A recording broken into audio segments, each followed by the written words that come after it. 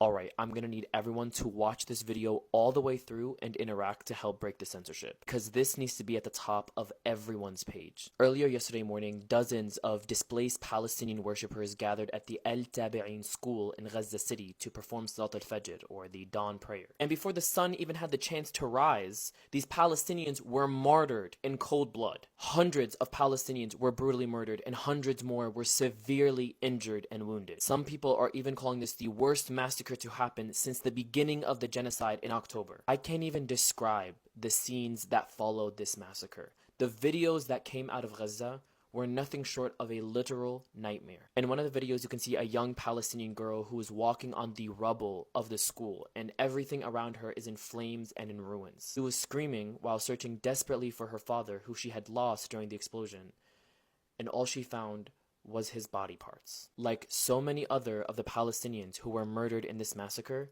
not a single body was left intact. This massacre was so horrific that there were literally limbs and flesh and bones lying around this entire school, and nobody knew what belonged to who. It was literally a bloodbath. No one could recognize who the body belonged to. So the Gaza Health Ministry had to estimate the death toll by weighing 70 kilograms as equaling the flesh of one person martyred. There were literally bags of flesh and bones lying around this school. Bodies and corpses of people's loved ones literally scattered across the rubble of a shelter.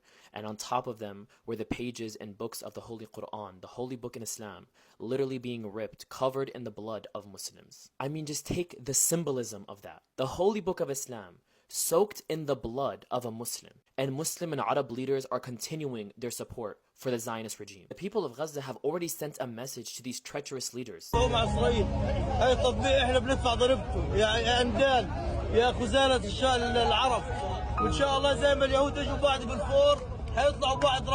That it is the people of Gaza who are paying the full price for the treachery of Arab and Muslim leaders who continue to normalize, who continue to stay silent, who continue to be complicit in the Zionist slaughter of our people. It is very clear that Israel's intent was to deliberately murder innocent Palestinians. This wasn't an act of war. It was a massacre that was carried out with full impunity. And the most outrageous part about all of this is it happened just hours after the United States decided to release another $3.5 billion in funding to the Zionist occupation for weapons. This massacre happened with US-made bombs, with US tax dollars. Zionist occupation continues its genocidal campaign of Palestinians in Gaza with the full support of its imperialist backers in North America and Europe. It gets no consequences for systemically slaughtering